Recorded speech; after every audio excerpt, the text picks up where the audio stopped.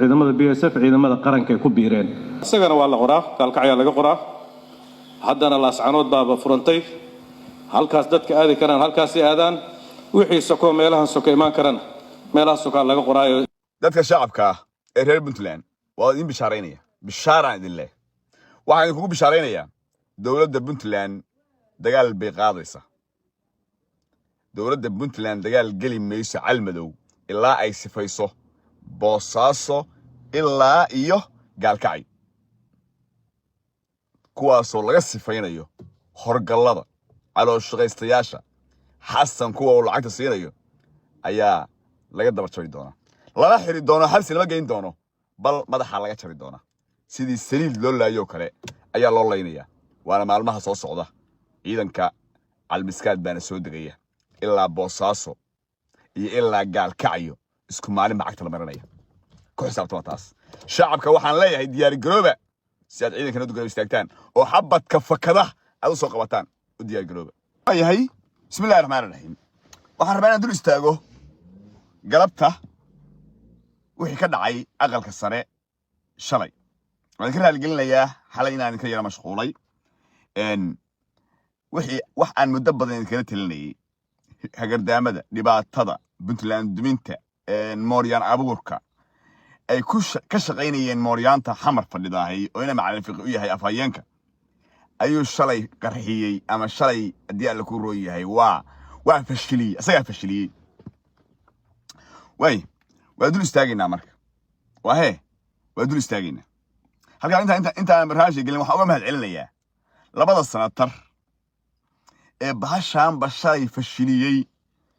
waa sanatar madaxweyne hore Puntland Cabdiraxmaan Maxamed Maxamuud Faroole iyo sanatar Goley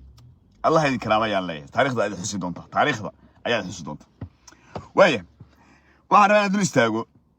marka koobaad horta wixii fashilmay waa aragteen oo ka shaqeeyay ninka la fiqi ka shaqeeyay waxaan leeyahay reer Puntland xaaladdu maanta siday tahay waa u jeedaan Mooryaanta xamar joogtaani waa soo xidhxidhatay meel allaala meeshii tabar gaarsiisaba waxba reeban maya dawladnimo dadnimo waxaas xaggaan iska dhigay waa UNC oo reer hebel ah oo qamaamudan oo ordaysa oo de maalintii UNC gaalka ay soo weeraraysay oo ilaa iyo boosaan qabsanayna ay lahaayeenba waxba kamiina wadan wax dambi ka gasheen iyo waxa ka wada tilmaamina ma jirin xamar bay dad ka soo qaxiyeen markay ka soo qaxiyeenna ilaa boosaasay rabeen qabsadaan wixii la ogaabaan ku dhacday barwaaq weyn ka dhacday tanna waa sidii oo kale UNC waa isku fakar kismaayana waa rabtaa boosaasana waa rabtaa horsaas way waa Mooryaankuna istaagi mahayo ilaa rubadaasi go'do rubada ilaa ay go'do Mooryaanku sababtoo wax ilaahay iimaanka ilaahay ka laalay waxa iimaan lahayn ina macallin fiqi wuxuu sheegay in ciidamo u joogaan Puntland ciidamo la yiraahdo PSF inay u joogaan oo laandheerayaal oo baalkiisan waxaan rabaa wiilasha ciidanka oo maanta dawladda lacagta la siinayay inaan dhowr kalmo iraahdo fariintayda gaarsiisaan adeerayaal wiil horta Puntland oo sheegay tahay ina macallin fiqina kuma dhalin xasanna kuma dhalin iska wada xasan iyo baalkii ina diyaanaha wax lagu soo mariyahay kuma dhalin qorigana hadii alla ku idmahay haduu ku dhalay kuma dhiibeen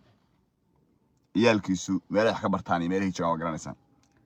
adeer Puntlander baa tahay ku dhashay Puntland ku koray Puntland korisay nabad iyo amni ku haysta hooyadii degantahay aabaha degan yahay adeer reer Puntland waa iyo Puntland waa gobolkaagi iyo dhulkaagi weyn adeer hal talan ku siinaya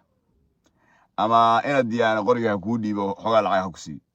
ama qoladan jimcaala ahaw ama kuwa mudug laga aruurinaya adeer tala yar baan ku siinaya fariinta wiilasha gaarsiin ina diyaano hadii caawa weerar dawladda Puntland isdagaashaan idinka dawladda Puntland in layso aruurtii ina diyaarana ma tihidin aruurtii jimcaala dhalay ma tihidin kuwa fiqi dhalay ma tihidin kuwa uu dhalay ninka la yiraahdo bahalkiina ma tihidin bal waxaa tihiin hooyadiin iyo aabihiina idin tabaya guriyihiina idin tabaysa haddaad dhimanaysaan Puntland adoo wax u qabanaya ama wax taraya dhimo maandhow adoo Puntland difaacaya dhimo laga yaabaa aabaha inuu dhintay isagoo Puntland difaacaya laga yaabaa aabaha inuu dhaawacmay isagoo Puntland difaacaya adeer taas qaad adeer xasan daahir aweysba wiilalu soo khalday reer Puntland baa sidaa ula socday barxadda garowa madaxyada looga jaray madaxyada laga jaray waxay ku suntan yihiin kuwaasi khaa'in wadanayaal bikun khaa'in walda ku suntan yihiin ayagoo khaa'in wadana dhinteen adeer kuwa ha noqon bal noqo kuwa almiskaab ku dhimanaya noqo bal noqo kuwa haddii alla ku idmahayo dalkooda difaacaya noqo sidaas meela adeer ha dhiman dalkaaga iyo hooyadaada qor u sita intaasaan oranayaa wiilasha yareerka ee sintiyada loo dirayo ee la leeyahay ciidan baa noo joogay ciidan baa Puntland baan duminaynaa Puntland baan ku duminaynaa la leeyahay ee loo diyaar garanayo dagaalka loo diyaar garanayo intaasaan oranayaa nin raga haddaad tahay hadalkaygu waad ilaab garan wiilka la hadlayow nin raga haddaad tahay si fiican baad ii laab garan waan kula hadlo haddaad nin raga aadan ahayna oo aad nin jilicsan ama nin liita tahayna ima fahmaysid bal qaab kale ku fahmaysaa qaab kale waxay ku fahmaysaa gacanta dawladda ku fahmaysaa intaasaan leeyahay dhalinyaradaas waaye senator cabdiraxmaan maxamed maxamuud faroole wuxuu caddeeyey oo maanta waa ii marakacay markhaanti buu ii furay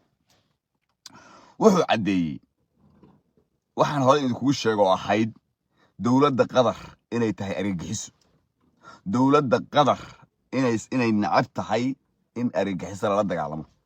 dowladda qatar inay ishayaan qof kastoo ay argagixiso dagaalamaan qatar waa ishaynaa annagu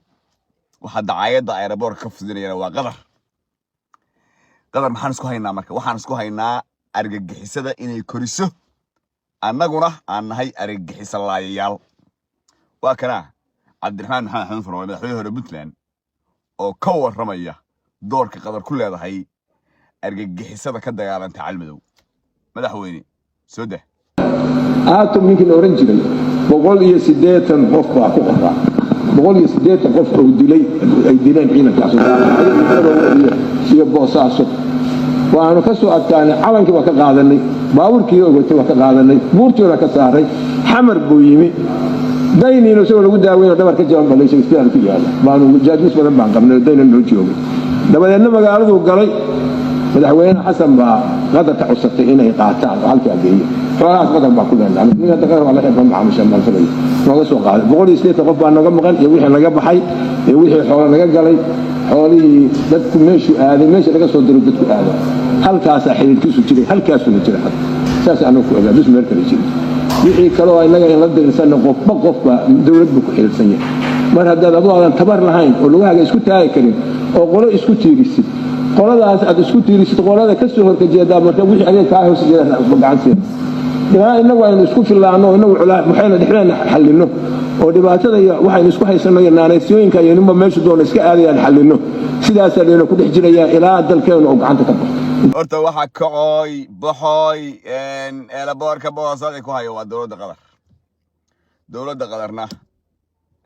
hala weydiiyo buurta calmadow hogaamiyihii hore shabaabka ee ku jiri jiray ninka la yiraahdo atam maanta wuxuu degan yahay qaahir uu degan yahay guri qasri uu degan yahay shaqadiisii markuu dhamaystay waa la bedelay ina kilwa lagu bedelay ina kilwe baa lagu bedelay asagiina wuxuu ku raaxaysanayaa fasax buu ku maqan yahay waa raaxaysanayaa shaqadii waxa uu dhamaaday timeka uu shaqada hayaa u dhamaatay wuxuu ku raaxaysanayaa maanta qaahira horta dowladda qatar waa midda noocaasa weyn xasanna faroole wuxuu noo cadeeyay inuu xasan kala shaqeeyay inuu halka maro wadada xamar maro halka u kaxeeyo oo dhoofiyo ninka yaa atam xasan baa dhoofiyay tiimka USC iyo al-shabaab iyo inay macallin fiqi iyo mahad salaad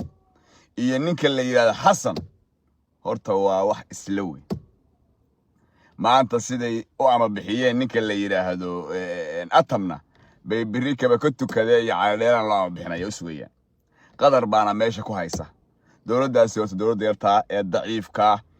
fiiri dib u raac meesha la yiraahdo waxa daalimaan dib u raac iyo Mareykan ayaa dhaxaysay Syria iyo diyaal ku rooyay ninka hadda haysto Daesh ku eedeysnaayo 10 milyan macnaha 100 milyan madax saarnayd maanta waa madaxweyne weeye Syria waxa dhaxayntaas keenay soo dhaweyntaas qadar baa keentay qadar waa dawlad argagixisada saldhigeeduna waa dooxa weey waxa qaylo ka yeereysay baalkiina imaaraadkana colka waxa loogu yahay turkiguna waa la qaraabtaa waa lamid turkiguna waa sam weey waa la qaraabtaa marka horta waxyaalahaas aan ku sheekayn dagaalka calmis muxuu ahaa boorkuna wuxuu dabada haystaa daacishtii allayseen daacishtii baa shaatiga bedelatay iyadoo qadariyana marka cunaqabatayn boorka laga xiro dekada laga xiro bari waxa lagu oranayaa dekada dawladda aan walaalahan nahay meesha la yiraahdo isheeg Afghanistan ayaa looga duulay dekada boosood saadamana dekada hadii la ku yahay garaacad waxa la oran doonaa waddanka aan dariska nahay walaalaha yaa la yiraahdo muxuu ahaa Vietnam waa muslimiin dekada garaacad baa looga duulay la oran doonaa horta waxyaalaha waa argagixisadii oo rabta inay si heer caalamiya ku saadho cunaqabatayn taasna waa fahanteen in macallin fiqi baan wax kasta idin fashilay in macallin fiqi loo sheegay in macallin fiqi wuxuu yiri meesha la yiraahdo boorka boosood waa laga duulaa wax ka duula ma naqaan diyaaradda waxay qaada ma naqaan Chad bay ka dhigtaa wax allaaliyo wax un qaacayo asagu wuxuu islahaa boosaaso iyo Siciid Deni dhulka ku jii boosaaso airportka laakiin wuxuu geystay inuu dawladdu asagoo ka tirsanaa wasaaradda gaashaandhigga u ahaa uu 3 dhex taagay 3 buu xiray wuxuu yiri annaga Suudaan baa yaaban hadeer wareer dawladda Soomaaliya waxa xogna siisayo in soo weerdo duulaan ugu tahay oo ilaa boos ay Muqdisho asugu mid boosaas ay Muqdisho wiilka Suudaanka waa asugu mid wax kala haystana ma yaqaan ninka dhagaha laabane shaashan bidaha ee fiqiya isagoo wasiir gaashaandhig buu ku xisaabsan yahay dawladda Soomaaliya buu yaqaan Deni iyo bahalkii waa asugu mid Suudaanta u soo raysanaysa wareer baba aan warhayni boorka boosadana kaga duulaa ayaa noo duulaa wasiirkii gaashaandhigga Soomaaliya nagu yiri boorkaygana anagu way ku soo duulnaa maanta waxa la sheegay ninka Xasan ah dhiig ku karay oo muxuu ahaa shirkii khamiista maanta u qabsoomi lahaa golihiisa wasiirada baajiyay oo cara kala dul dhacay oo ay kala daalay ninka la oran jiray in macallin fiqi oo yaan la fashilisay jaahil baad tahay waxaan hoosta ka shaqeeyay dhan baad fashilisay wixii dhan baad daabeysay annagii baa wax allaalay hadaan ciidan muxuu ahaa bahalkiisana iyo hadaan Malaysia qoranayna iyo hadii aan boosaaso arinteeda fuusadii boosaaso aan riixayna iyo wixii waa fashilis dhikar maanta ayib kala daan shirkii waa la baajiyay marka waxaan leeyahay dadka reer Puntland